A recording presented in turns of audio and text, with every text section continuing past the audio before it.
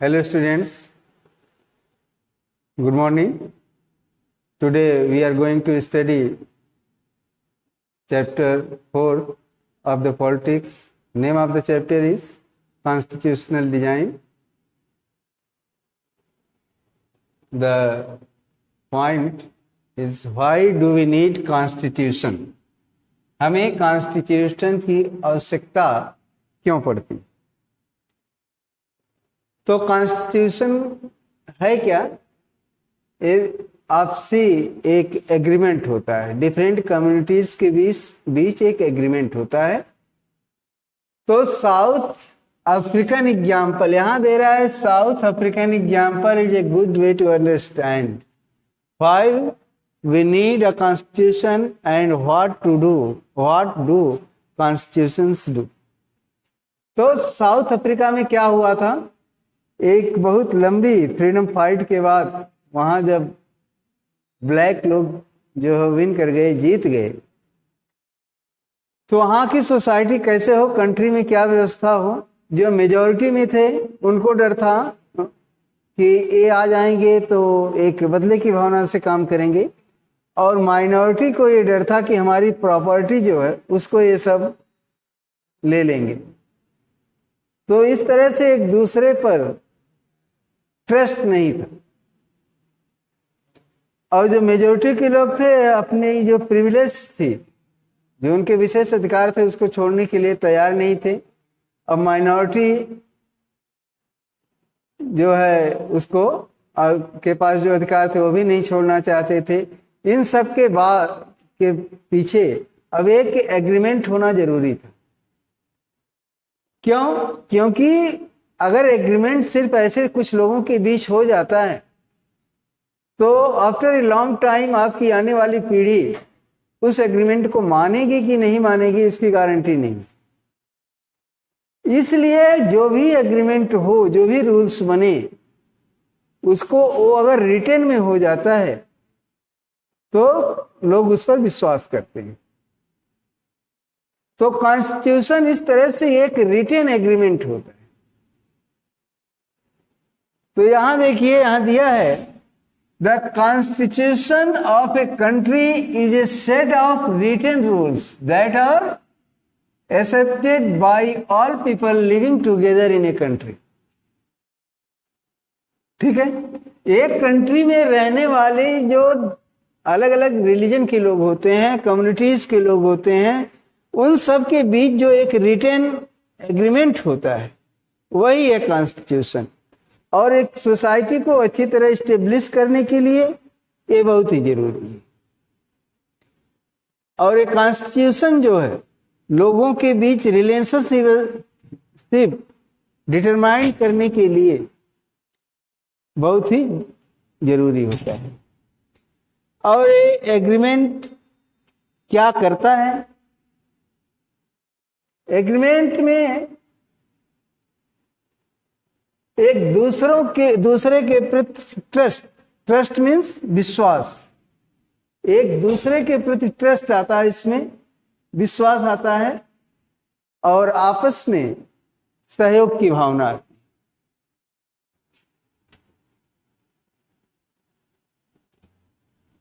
है। और क्या?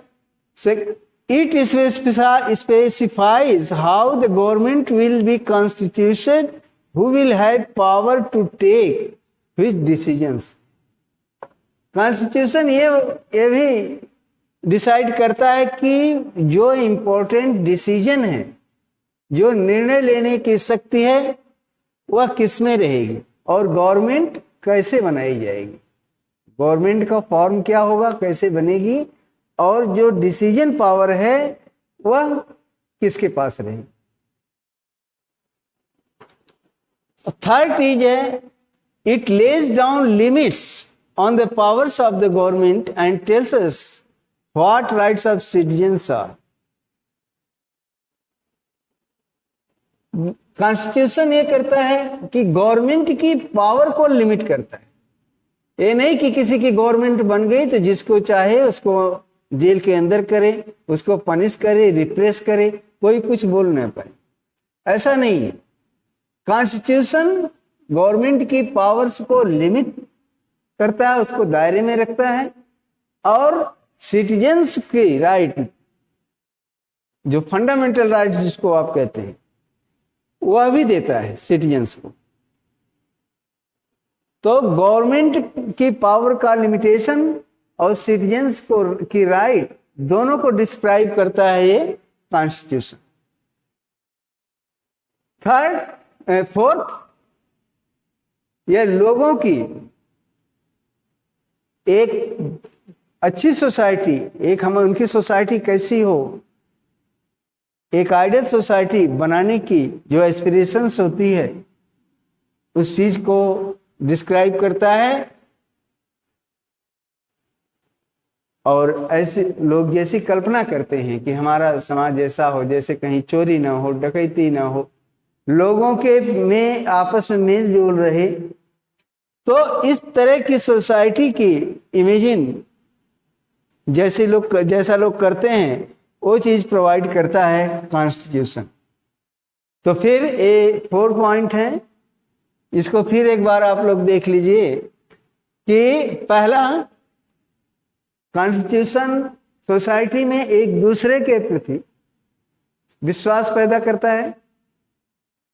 और सेकेंड नंबर, यह गवर्नमेंट कैसे बनेगी,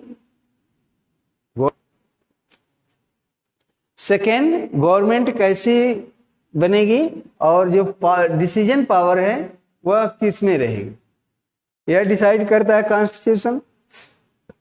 और गवर्नमेंट की पावर को लिमिट में रखता है और सिटीजन्स की राइट को डिस्क्राइब करता है कि सिटीजन्स को कौन कौन से राइट रहेंगे, और लोगों की एस्पिरेशंस को एक्सप्रेस करता है, डिस्क्राइब करता है कि वो कैसा समाज बनाना चाहते हैं, कैसी सोसाइटी क्रिएट करना चाहते हैं।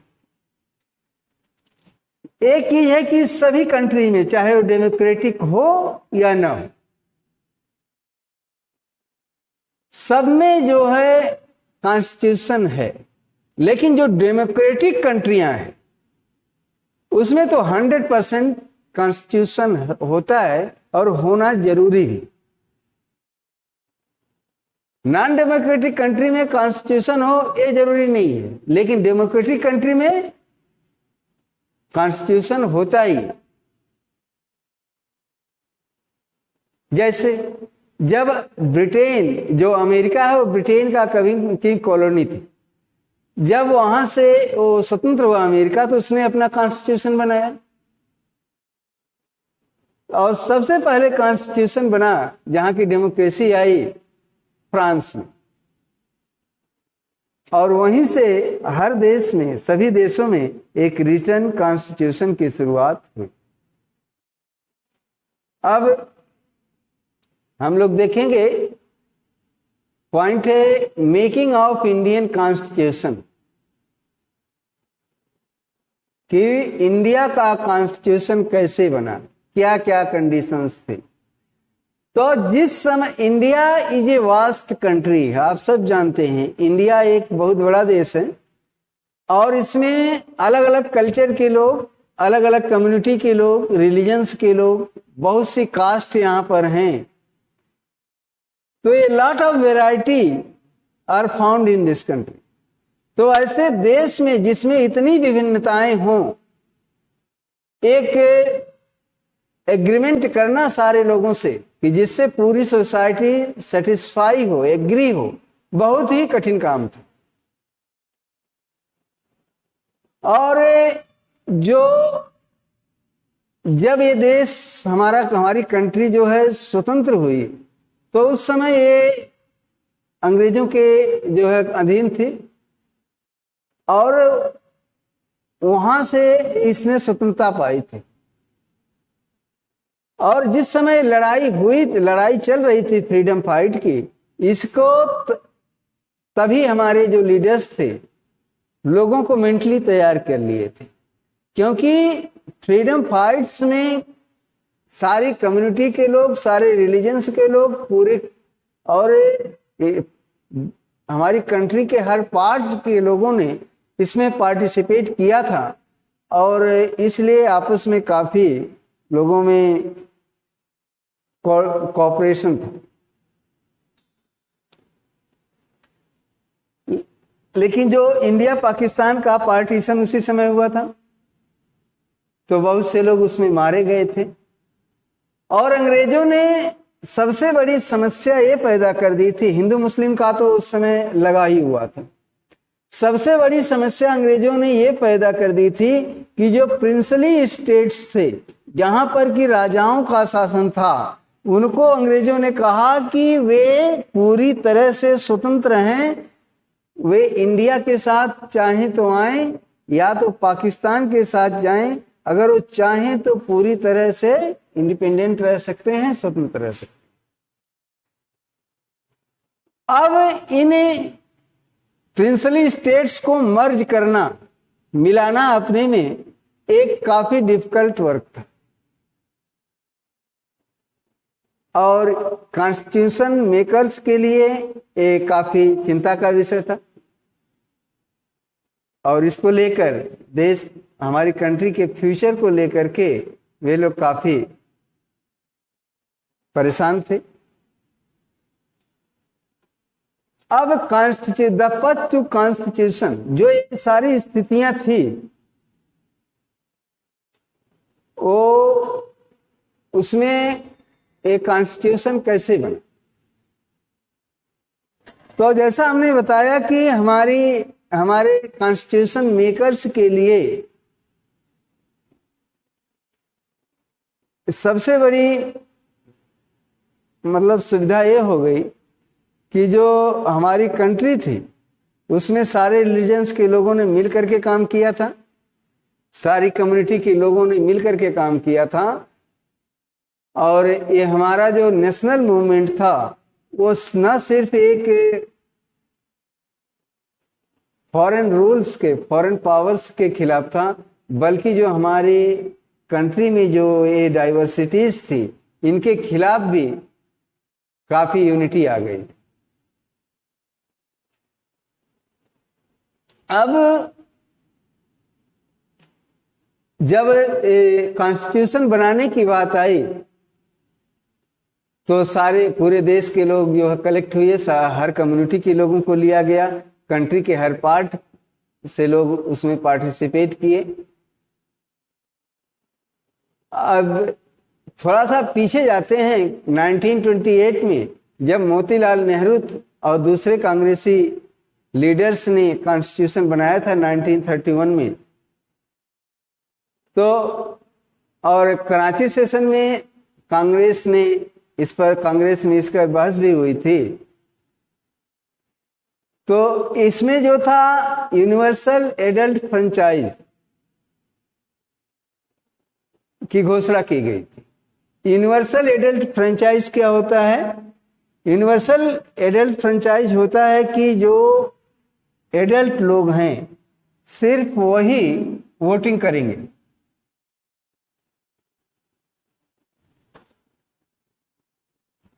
और इसमें ये भी इस संविधान में कहा गया था कि जो माइनॉरिटीज हैं, माइनॉरिटीज किनको कहा जाता है? जो संख्या में कम होते हैं। जैसे आज यहाँ पर इंडिया में मुसलमान माइनॉरिटी में माने जाते हैं, उनसे ज्यादा माइनॉरिटी में और बहुत से जैसे बौद्ध हैं, सिख हैं, लेकिन माइनॉरिटी में वो माने जाते हैं। वैसे ही पाकिस्तान में हिंदुओं को माइनॉरिटी में। तो इस कॉन्स्टिट्यूशन में इस बात की व्यवस्था की गई कि माइनॉरिटीज के जो राइट्स हैं, जो उनके अधिकार हैं, उनकी रक्षा ये हमारा कॉन्स्टिट्यूशन करेगा और उनको इक्वलिटी दी जाएगी, फ्रीडम दी जाएगी, जैसे और लोगों को दी जाती है।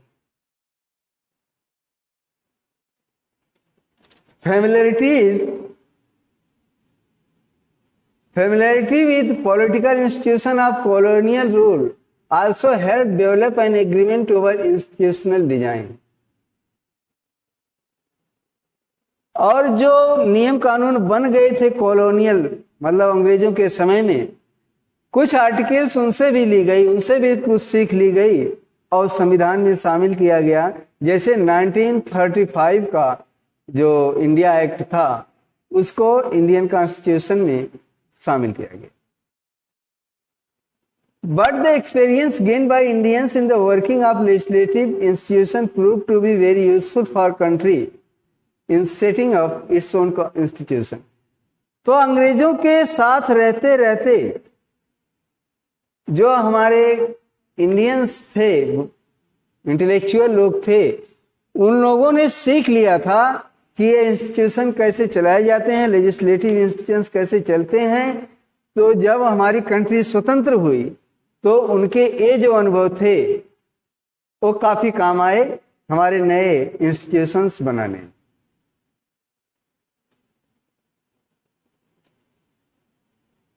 वर्किंग, और यही कारण है कि जो हमारा संविधान बना उसमें बहुत सी बातें कॉलोनियल रूल्स की अडॉप्ट की गई, जैसे कि 1935 का government of India act. Years of thinking and deliberation on the framework of constitution had another benefit. Our leaders gained confidence to learn from other countries, but on our own terms. Many of our leaders were inspired by ideals of French Revolution. और यहीं पर नहीं रुका हमारे संविधान constitutions makers का काम। उन्होंने वर्ल्ड के अलग अलग कॉन्स्टिट्यूशन में जो अच्छी बातें थी उनको भी अपने कॉन्स्टिट्यूशन में लिया, अडॉप्ट किया। जैसे ब्रिटेन के कॉन्स्टिट्यूशन से पार्लियामेंट्री संबंधित बातें ली गई, अमेरिकन कॉन्स्टिट्यूशन से ली गई, आयरलैंड, ऑस्ट्रेलिया, जर्मनी, फ्रांस, इन सब के कॉन्स्टिट्यूशन की जो मेन थीम थी, जो हमारी डेमोक्रेटिक कंट्री के लिए सुटेबल थी, उन सब को हमारे कॉन्स्टिट्यूशन में अडॉप्ट किया गया। कहां से कौन चीज ली गई इसको देखिए आप लोग, यहां पर दिया गया है the practice of parliamentary democracy in Britain. देखिए ये ब्रिटेन से ली गई है। बिल ऑफ राइट्स यूएस से लिया गया है। The socialist revolution in Russia, ये जो है देखिए ये रशिया से लिया गया है। इक्वलिटी और इकोनॉमिक, सोशल और इकोनॉमिक इक्वलिटी, ये रशिया से ली गई। तो इस तरह से हमारा कॉन्स्टिट्यूशन बन करके रेडी हुआ। तो इस वीडियो में सिर्फ इतना ही, नेक्स्ट वीडियो में और हम डिस्क्राइब करेंगे।